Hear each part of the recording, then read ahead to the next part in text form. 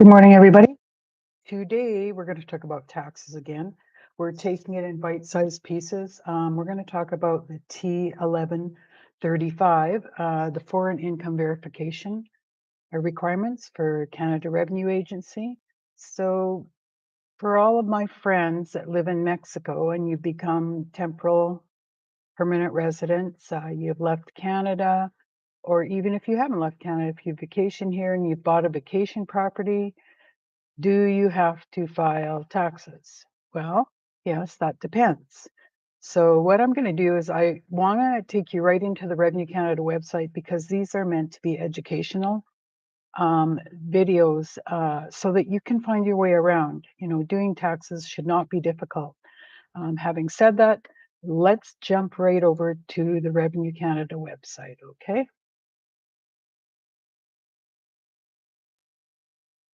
So here it is, foreign income verification statement. And what's new changes to the T1135. That is the form that we use to declare properties. And what I'm going to start with first is I would like you to take a look at your the penalties. You know, Revenue Canada, if you do not file, the penalties are very severe. Okay, so let's take a look at this. Now, it says table of penalties, and here it is, Form T1135, possible non-compliance. Now, this is just for not filing, okay? So you know, failure to comply, failure to provide information, additional penalties, false submission statements, due diligence, etc. Let's go down to here. Here's where, if you do not file this report, and we'll go into what the thresholds are. The penalty for failure to file is $25 a day up to 100 days, maximum $2,500. If you file it incorrectly or falsify the records, here are the penalties. $500 a month up to 24 months, $12,000. Okay? Furnish foreign-based information or a demand to file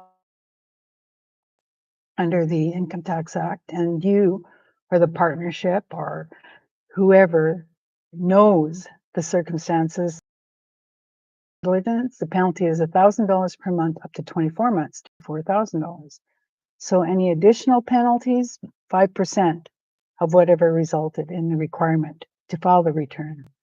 Okay, so and then we sort of get into this false statements and omissions. I don't want to go into that. I just wanted to show you the numbers of what it costs if you do not file this return. So now we get into, you know, the years you can electronically file for, and we're actually now going to take a look at what the foreign verification statement looks like. So I'm going to reshare.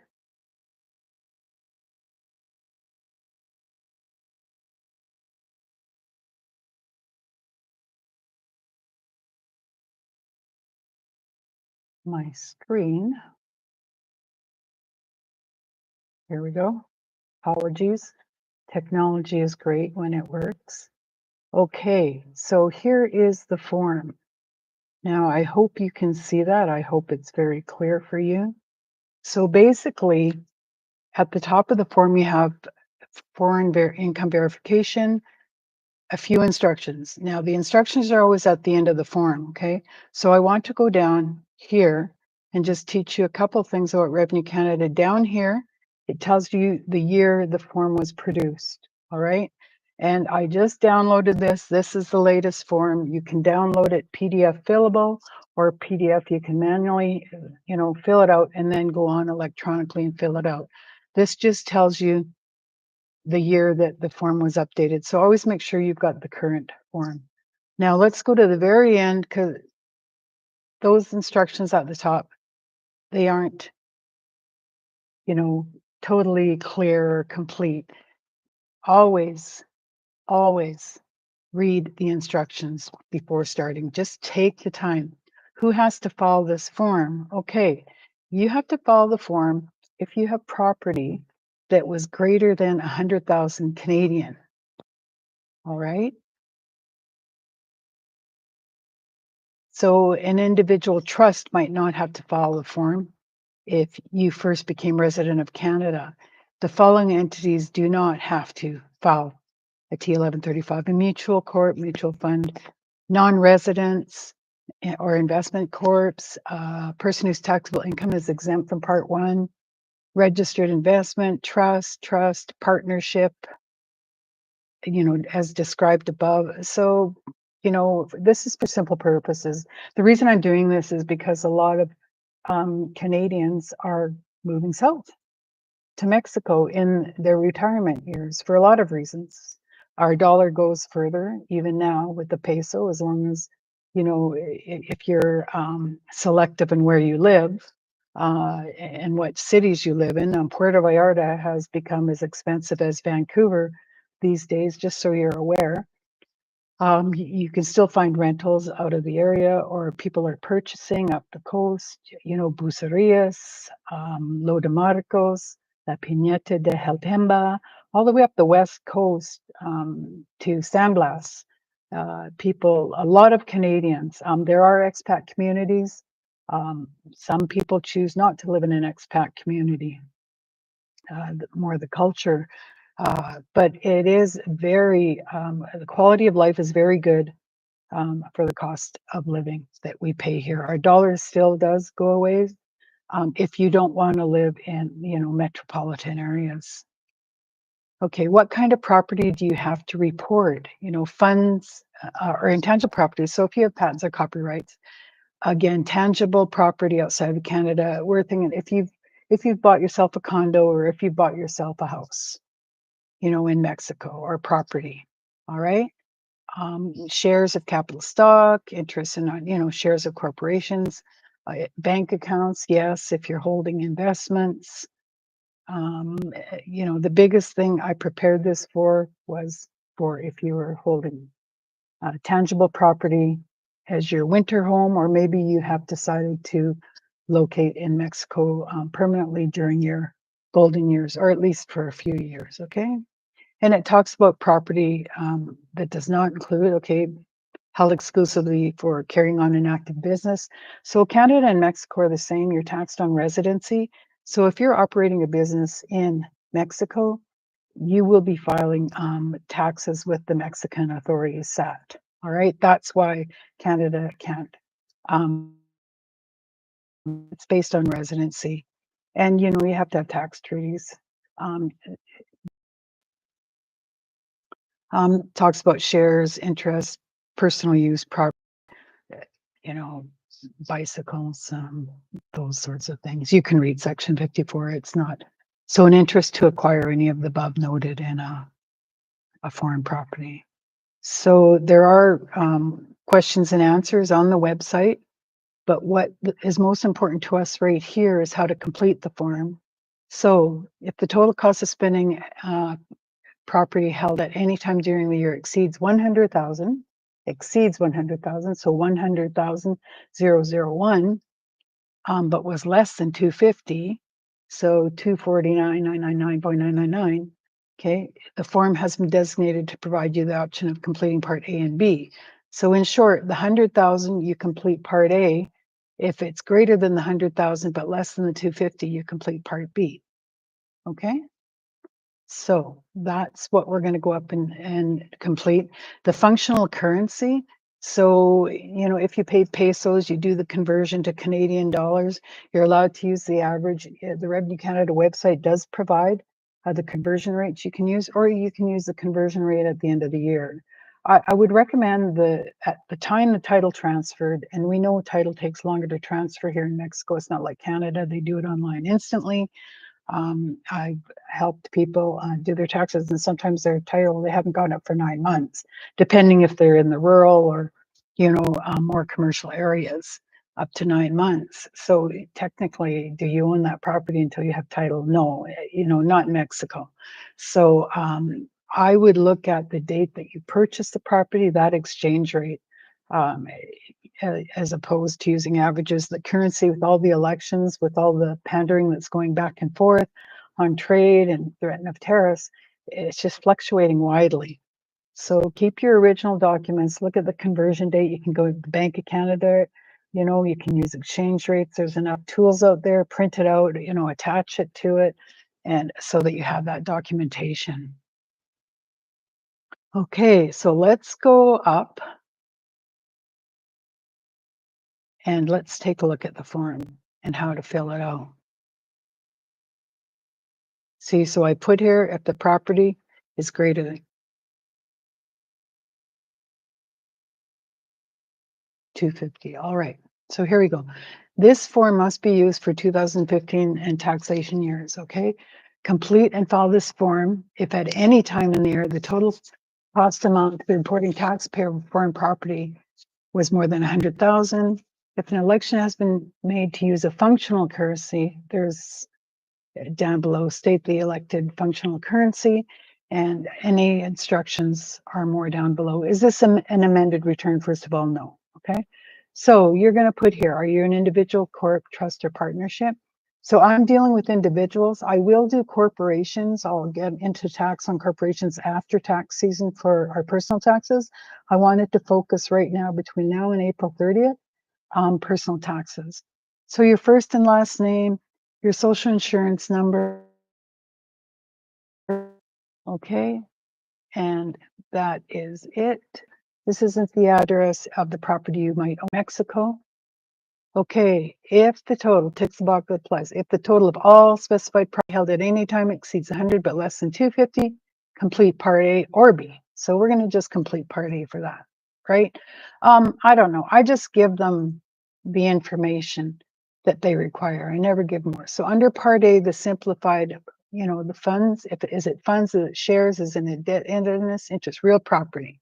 So for the purpose of this course, I was focusing on real estate. Okay. Other than personal property and real estate used in an active business. Okay, that begs the question, are you guys renting your properties? It's held in your personal name. Are you paying your taxes to SAT and filing your SAT returns? Because you should. And then what happens under the tax treaty is you would file your Mexican tax returns, then you file your Canadian tax returns so that there's not double taxation. I really caution you not to get caught not paying taxes. The right thing to do is pay the taxes so that the infrastructure, the roads, the hospitals, everything can be maintained in either country. Okay, so select the 3 countries based on the maximum cost amount applied in foreign property. So I mean, you've got one country code, okay? It's going to be Mexico. And when you go to the website, it will give you that. Now here, if there was any gross foreign income, that's going to be your rental. Okay, if you rent it in the off season. If you don't, it's zero. The income is zero. Now, if you sold it, you obviously selling proceeds less the cost base. It could be a gain or a loss. Okay, they want to know. So now, if we go to Part B, if the property fair market value is greater than 250, they want the details. So if you bought a house, that is real property greater than 250,000 Canadian, they want to know everything. It's almost like a rental schedule. So they're going to want their pound of flesh as well. And of course, you're going to pay Mexican taxes on it if you sell. So again, you would be filing the 2 returns, they offset against each other so that you're not paying double tax. That's what tax treaties are all about. Okay. Talks about other property shares and that sort of thing. And then you certify it. Okay, if somebody else prepared the form, your accountant, typically your accountants still want you to verify this. It's just your final thing saying, yes, this is true. And it's their, cover their CYA. And I won't say the A word.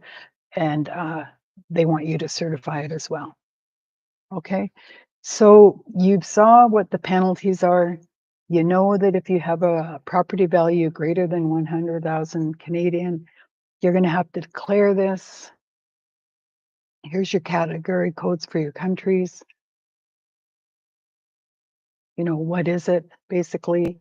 Is it property where the property is located? It's a category 6. Okay, and it talks about foreign currency conversions here, as I said, and what you're permitted to use.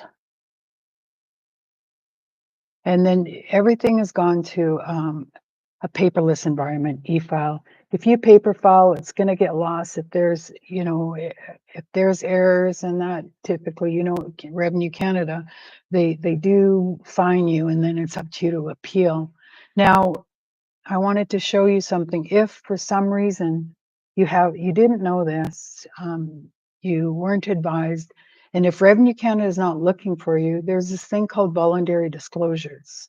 So before you file the T1135, you would want to file this voluntary disclosure that Revenue isn't looking for you, and you're going to state what you're filing and why you omitted it. You just didn't know. So file that, and then file your T1135. Okay, then you have the protection against the penalties and the interest. That's what the voluntary disclosure program is all about. So I hope this helps you. And taxes in Canada, we've got a lot of deadlines, coming up, and it's moving very quickly. So tomorrow, I think what I'm going to be covering is Bitcoin currency. I hope you liked the video. If you do, please like and share. And what we'll do is Bitcoin, how it's taxed tomorrow. And please send me some emails or send me some requests through YouTube on what you want to see for taxes and education videos this tax season. All right. Thanks, everybody. And you guys just have a great day.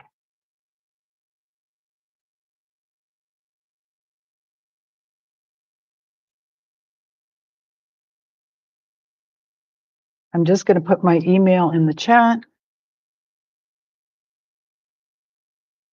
And I'm new at this, so don't mind me, as I get used to sharing these YouTube education videos. This has been my first live, so I am learning how to use the videos and how to shut them off when we're done. So this is the end of the video, and my apologies. I am trying to shut it down, and I'm having a little bit of fun here, okay?